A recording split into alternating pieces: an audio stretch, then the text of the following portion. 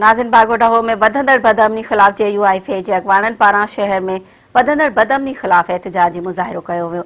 उन हवाले सां रिसोता तारिक हुसैन चांडियो जी ही रिपोर्ट। जमात उलमा इस्लाम UC बागोडाहो जे जनरल सेक्रेटरी उस्ताद अब्दुल हलीम भुट्टो, अब्दुल मजीद भुट्टो, मौलवी मोहम्मद कासिम पठान, शहजादो चाचोड़ ऐं ॿियनि बदअमनी ख़िलाफ़ एहतजाज कंदे चयो त जो ये असांजो एहतजाज जमियत उलमा इस्लाम UC बागोडाहो ऐं ॻोठाणा इहो असां मुतालबो कयूं था त असांजे हिन इलाइक़े जे अंदरि पहिरियों त इहो मसइलो हूंदो हो जो राति जो 12-1 बजे वारदातूं थींदियूं। हाणे इहो टाइम अची वियो आहे जो इशा खां अॻु में वरी हाणे मग़रिब जे टाइम बि माना वारदात शुरू थी वई आहे। ज़ाहिर आहे असां ॾिसूं था त हाणे इहो जेकॾहिं इंतिज़ामिया जो रवैयो असां सां इहो हलियो त असांजे लाइ ॾींहं जो बि माना घुमणु असांजो मुश्किल थी पवंदो। राति जो उहे निंड कोन था कनि, चोरी चकारी ऐं धाड़ा इहो रोज़ जो मामूल बणिजी विया आहिनि।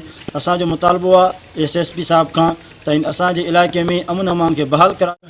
असां मुतालबो कयूं था त यूनिट ड्रिंग मुल्क वाली ऐं जेके असांजा ॻोठाणा आहिनि उन्हनि जो मुकमल अमन अमान तबाह थी चुको आहे। इन जे करे असां SP साहिब ऐं आला अमलदारनि खां मुतालबो कयूं था त फिलफोर इन ॻाल्हि जो नोटिस वठनि।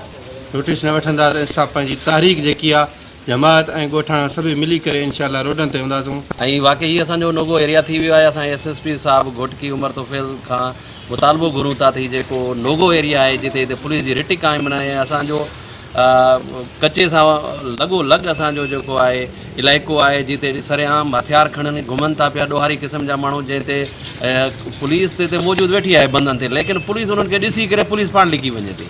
असां SHO ॿेलो मीरपुर ऐं SSP उमर तोफ़ैल खे गुज़ारिश कयूं था त नफ़री बि वधाई वञे ऐं जेके क्रिमिनल रिकॉर्ड रखंदड़ माण्हू आहिनि जेके सरेआम हथियार खणी माण्हुनि में हिरासा कनि था पिया, उन्हनि खे अगवा कनि था पिया, वारदातूं सरेआम कनि था पिया, उन्हनि जे ख़िलाफ़ु सख़्तु कार्रवाई कराई वञे ऐं असांजे इलाइक़े में अमन अमान बहाल कयो वञे। बगड़ ॿकरियूं गॾु चढ़ंदा हुआ, अदराक हुई बगड़ ॿकरी जो चक हुयो, सम्झो इंसाफ़ वारो बादशाह मरी वियो।